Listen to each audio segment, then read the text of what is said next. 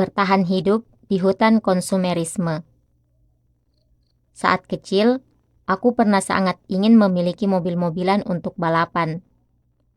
Aku sangat menginginkan sepaket mainan yang dijalankan dengan terlebih dahulu merakit jalur balapan yang terdiri dari 8 papan dan meletakkan mobil-mobilan di atasnya, lalu menekan remote control untuk membuatnya melaju.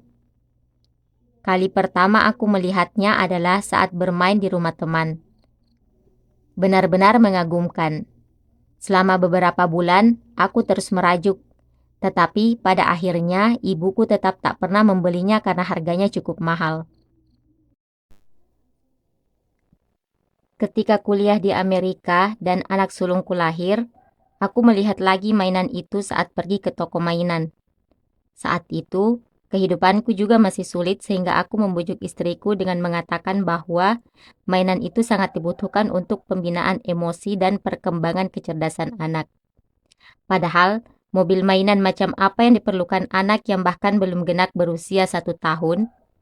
Sebenarnya, hal itu hanya untuk memuaskan hasrat masa kecilku yang tidak bisa memilikinya. Mungkin istriku pun sudah menduganya. Sesampainya di rumah, aku langsung merakit treknya dan mencoba menjalankannya. Berhasil. Aku sangat senang. Rasanya seperti kembali menjadi anak-anak untuk sesaat. Setelah itu, aku membongkarnya kembali dan memasukkannya ke kardus sambil berpikir, aku akan sering memainkannya, lalu akan kuwariskan pada putraku bila dia sudah besar. Namun, itu adalah kali terakhir. Aku hampir tidak ingat untuk mengeluarkannya lagi dan hanya menjadi seonggok barang tak berguna setiap pindah rumah. Aku pun tak pernah memberikannya pada anakku sampai akhirnya kami kembali ke Korea dan mainan itu terbuang. Banyak sekali benda yang ingin kita beli. Barang-barang yang berkilauan di pusat perbelanjaan seolah merayu kita untuk membawanya. Hari ini, banyak orang yang berkeliling di cagar alam konsumsi seraya bimbang untuk menggesek kartu kreditnya atau tidak. Namun, lucunya, barang-barang yang diyakini diperlukan, barang-barang yang tampaknya kita tidak bisa hidup, nyatanya hanya menjadi barang tak berguna seiring berjalannya waktu. Aku selalu bergumam sendiri saat membuang sebungkus barang setiap kali pindah. Kenapa waktu itu aku begitu menyukainya ya? Menurutku, beragam produk yang membuat kita tergiur tak ubahnya pengalamanku tentang mobil-mobilan di atas. Suatu waktu membutakan kita untuk memilikinya, tetapi di lain waktu tidak lagi menarik. Sewaktu kecil, kita tidak bisa memiliki barang yang diinginkan bila tidak dibelikan seseorang. Namun, sekalipun kondisi itu sangat membuat frustrasi, terkandung pula kebaikan. Ada orang tua yang membantu kita untuk menilai apakah barang itu benar-benar diperlukan untuk dibeli. Setelah menjadi dewasa dan memiliki pendapatan sendiri serta bebas berbelanja, kita bisa membeli barang yang kita inginkan sesuka hati. Hal ini ibarat pisau bermata dua. Tidak ada orang yang mengendalikan sifat konsumtif kita. Kita harus mengaturnya sendiri. Salah satu tugas terpenting dan tersulit yang mutlak dihadapi saat menjadi dewasa adalah perilaku konsumtif. Masyarakat modern disebut masyarakat konsumtif. Semakin banyak tersedia barang bagus yang membakar nafsu belanja. Akibat pengaruh globalisasi, barang-barang bermerek yang menyilaukan dari tiap-tiap negara kini melambai-lambai di depan mata. Hidup dalam masyarakat yang mendorong perilaku konsumtif membuat kita tidak bisa tidak tahu rasanya menjadi seseorang yang konsumtif. Tak terasa, perilaku konsumtif telah menjadi agama kita. Mendewakan barang, memuja merek, berziarah ke mall, dan merapal doa pujian bagi konsumerisme. Armani yang ada di Landmark, dimuliakanlah sepatumu, datangkan Pradamu, jadilah belanjamu di Sentral, seperti di Paris. Berilah kami kartu visa suami kami pada hari ini, dan ampunilah saldo tabungan kami yang telah habis. Seperti kami mengampuni orang yang menggelapkan pajak dari kami. Dan janganlah jatuhkan kami ke dalam pusat perbelanjaan Mitsukoshi. Selamatkanlah kami dari Wingon, karena engkaulah yang mempunyai Channel dan Gautier dan Versace dan D&G selama-lamanya. Amex. Sebagai peneliti ilmu konsumen, aku berpikir bahwa banyaknya masalah yang kita hadapi dalam masyarakat modern berpangkal dari konsumerisme. Dapat dikatakan bahwa Anak muda zaman sekarang sepertinya hidup lebih susah daripada zaman dulu, meskipun kondisi secara ekonomi lebih baik. Tentu saja ada beberapa faktor, tetapi salah satu perubahan yang penting adalah anak muda masa kini terlalu awal mencicipi kelezatan berbelanja. Anak muda zaman dahulu tidak terlalu mengenal belanja, bukan karena lebih hemat dan baik hati, melainkan mereka tidak tahu kesenangan berbelanja karena hidup pada masa pendapatan masih begitu rendah, serta produk bagus dan merek terkenal masih jarang. Dalam keadaan demikian, mereka bisa lebih dulu memikirkan manfaat daripada materialnya. Itulah sebabnya, mengapa orang zaman dulu tidak merasa lebih miskin dan sedih meskipun hidup di zaman yang lebih susah. Sebab semua orang sama-sama tidak mengenal perilaku konsumtif. Sebaliknya, anak muda zaman sekarang tumbuh dengan terlalu sering melihat kehidupan konsumtif melalui televisi atau film sejak kecil. Mereka juga ingin cepat-cepat memiliki rumah yang luas, mobil mewah, tas jinjing cantik, baju bagus, dan sepatu keren sebagaimana para selebritas di televisi. Namun, karena realitasnya terlalu sulit, mereka selalu gelisah dan merasa terasing. Inilah yang menjadi penyebab kesedihan. Berbagai masalah sosial yang kita derita saat ini pun, seperti polusi, kriminal, dan rusaknya kemanusiaan, sebenarnya berhubungan erat dengan konsumerisme.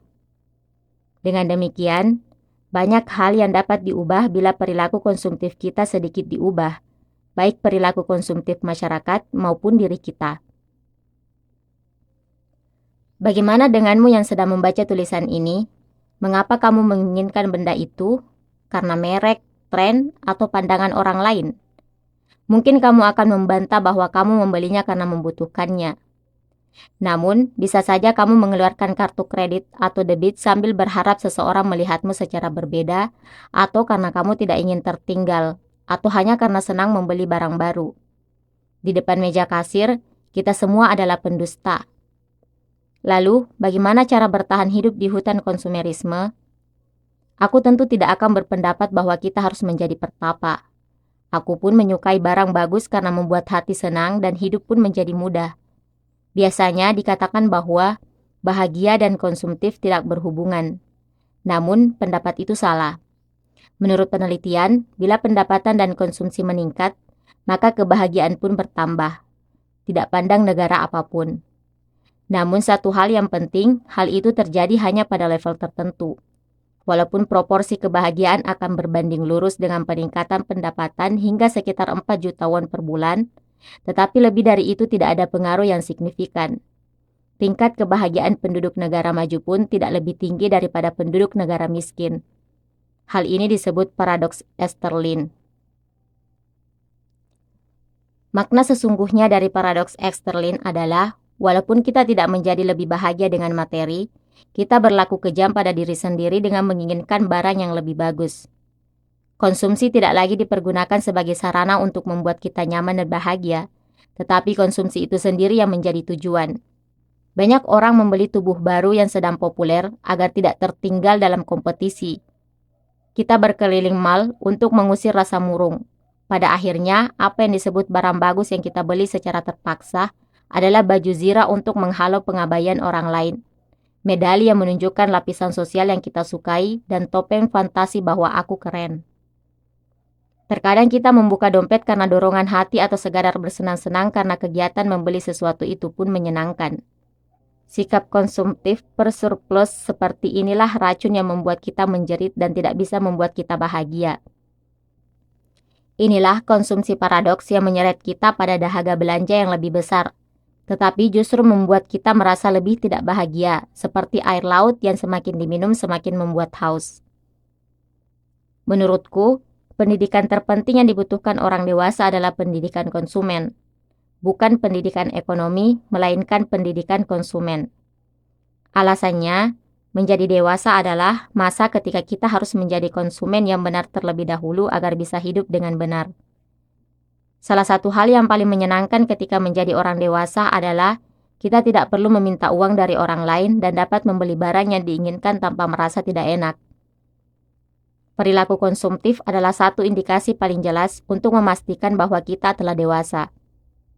Di sisi lain, Perilaku itu juga merupakan rintangan paling jelas yang harus dilewati agar kita menjadi orang dewasa yang bahagia. Seperti sudah disebutkan sebelumnya, nafsu belanja justru semakin sulit dikendalikan sebab orang yang campur tangan sudah berkurang. Tidak mementingkan diri sendiri membuatmu mulia. Orang yang tidak memiliki kebutuhan itu hebat karena bisa menghadapi apapun dengan berani. Mereka tidak memiliki kepentingan pribadi dan bisa berfokus hanya pada kesenangannya sesungguhnya. Hasrat paling kuat dan universal dari orang dewasa adalah berbelanja. Dengan demikian, kita dapat hidup bermartabat bila sedikit mengurangi hasrat untuk berbelanja, terhormat dan tangguh menghadapi kehidupan.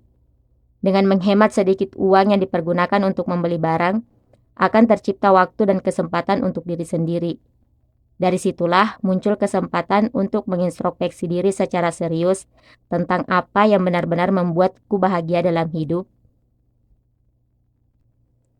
Sebelum berkata, aku beli ini, tanyakan ketiga hal ini kepada diri sendiri. Pertama, benarkah aku membutuhkan benda ini? Kedua, apakah harga ini logis? Ketiga, apakah sebulan kemudian aku masih menginginkan benda ini sekuat sekarang? Bila kamu tidak bisa menjawab ya dengan yakin pada satu dari ketiga pertanyaan di atas, maka berbaliklah dengan mantap. Dalam sikap moderat berbelanja, ada jawaban tentang perkembangan diri dan kebahagiaan. Bagaimana kamu akan membeli dan bagaimana kamu akan hidup.